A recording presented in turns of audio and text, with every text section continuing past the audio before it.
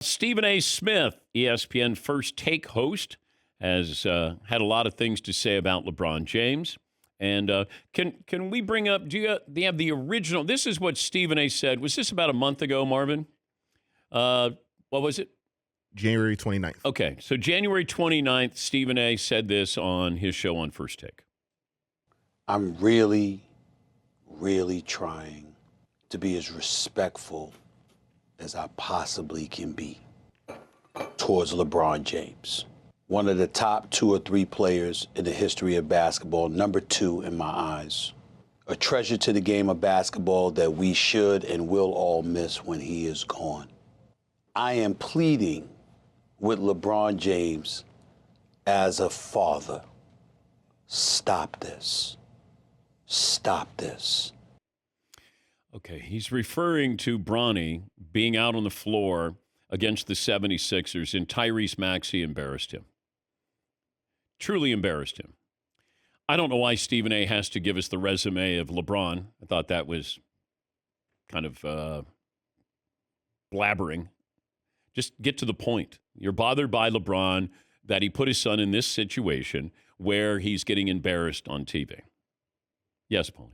Yeah, and it feels like Stephen A., and he referenced it the other day when he recapped this, he was talking about the entire past year as well, the efforts to get Bronny James on the Lakers, et cetera, et cetera. All right.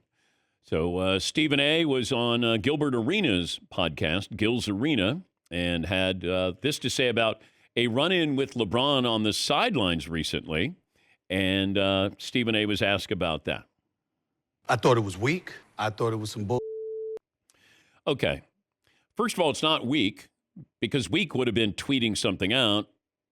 He confronted you. So that's not weak. He didn't push him or anything. There were words exchanged. And then Stephen A. had this to say about LeBron James. You said my son. No, I wasn't. I was talking about you. I was talking about you. Wasn't about your son. I know he's number 55. I know he got work to do. Woo. I believe that he got potential. Yeah. I believe that he got the potential to go pro. I truly believe that. It's going to be tough, but I think he could pull it off. And by the way, I'm rooting for him. I ain't rooting against nobody, but I was talking about your ass. You did this. Mm-hmm. You the one that had us as reporters, as a league, as an NBA franchise. All of us got to sit back and be quiet and capitulate to your. Okay. So Stephen A. he's all fired up. Talking about LeBron the father, and what he did to his son to get him on the Lakers. It's not like LeBron sent his son to Afghanistan. His son is on the Lakers, acting like he's the 55th player drafted. He's a bench player. He goes back and forth to the G League. And, oh, by the way, how many guys have been embarrassed by Tyrese Maxey in an NBA game? Quite a few. It just felt it felt like it was over and above what needed to be said. We all understand. Bronny's not going to be in the league when LeBron retires. He's just not good enough to play. He can be a G League guy. Should have stayed another year at USC, but his dad is probably saying, I don't know how much longer I'm going to play. I want to play with you. This has been his goal. He was able to pull strings, and he was able to make this happen. People had a problem with that. A son wanting to play with his father, I'm going to use, all my cachet, and he was able to do that. He wants to be around his son. By all accounts, his son was raised properly and seems like a really, really good kid. But when you start talking about somebody's parenting, like that's where it felt like it was, if I'm LeBron, that's a trigger point where you're like, okay, now you're questioning me as a father. That would be the problem that I would have with this. And he's saying it in such a dramatic way. It'll fall off. I mean, come on. Bronny's doing okay. I'm going to get his ass kicked a little bit. So what? Do I blame JJ Redick for putting him out there? Do I say to LeBron, I don't want him out there on Tyrese Maxey? There's culpability here. There's blame to go around. But, Stephen A. showing up and LeBron is going to say something to you in person. That's not weak. Weak would have been tweeting it out or having somebody from your management company, your agency, reach out to Stephen A. But we make it seem, and I brought this up, I don't know, did Stephen A. say to Michael Jordan, I'm pleading with you, be a better father. Your son got pulled over for driving under the influence, and he's a 30-year-old man? No, he didn't. Is LeBron, I mean, is this, bad parenting? Yeah, Paul. I'm okay with Stephen A. critiquing LeBron's basketball decisions, and one of his basketball decisions was working the Lakers to get them to add his son to the roster.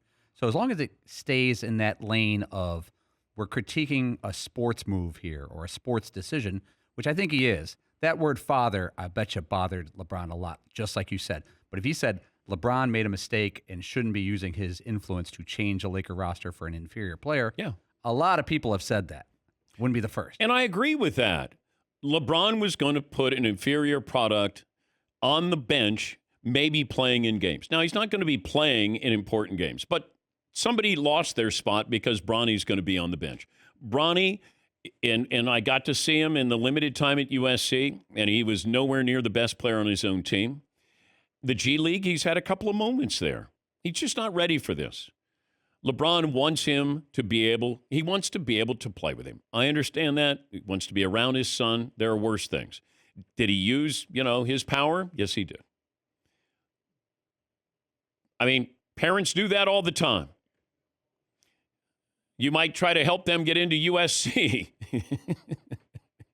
Hypothetically, you might try to help your kids get into USC. Now, the father part of it, that's what would be the trigger for LeBron James. Yes, Marvin. Yeah, night one when they did the whole playing together thing, I was kind of thrown off by that. But now, Bronny's doing what the 55th pick in the NBA draft, he's doing what they do.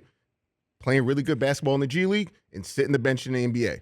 So he's doing what the 55th pick does. It's not like he was the 17th pick and Dalton Connect was there. He's the 55th pick. Name another 55th pick. I'll wait. Yeah, I mean, I don't know what people expected. Should he have been the 55th pick? You can make an argument, no, he shouldn't have. He shouldn't have been drafted. Yes, Heaton. There are a lot of truly terrible fathers in the world who do awful, awful, awful things. I would imagine getting your son into the NBA to play for the Lakers is probably pretty far down on the list of horrible things you could do as a father. I mean, as a father, you've got to stop doing this. What? He's playing for the Lakers. How? Yeah.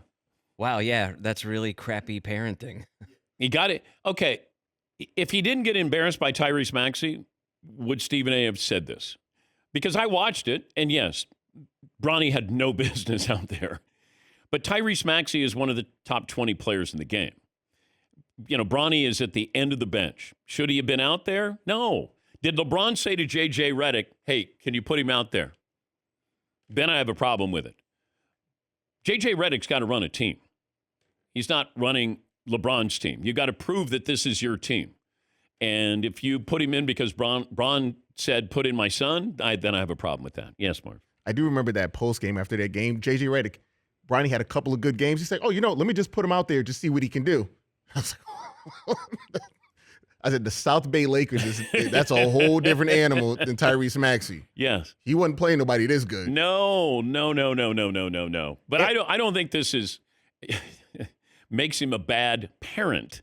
It may make his basketball decisions questionable because this is putting an inferior product out there while you guys were struggling at the time. Or we didn't know how good the Lakers were going to be.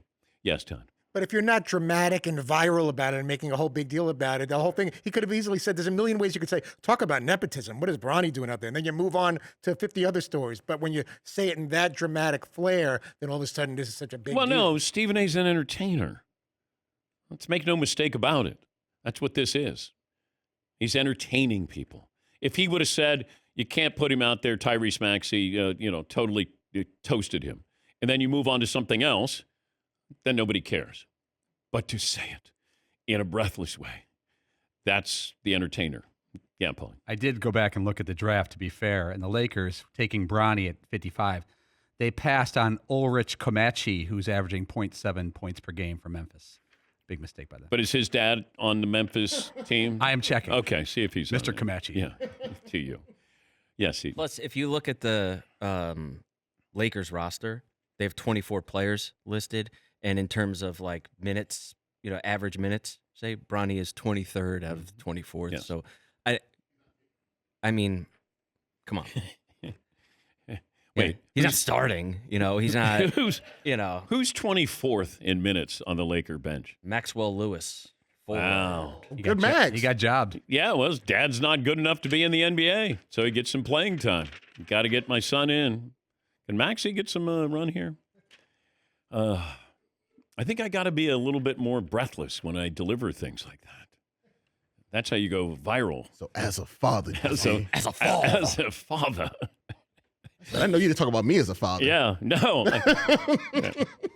Marvin, you can't say that. Which is better as a father? About your dad. Getting your kid to play for the Lakers or completely ignoring that they exist publicly? Whole question.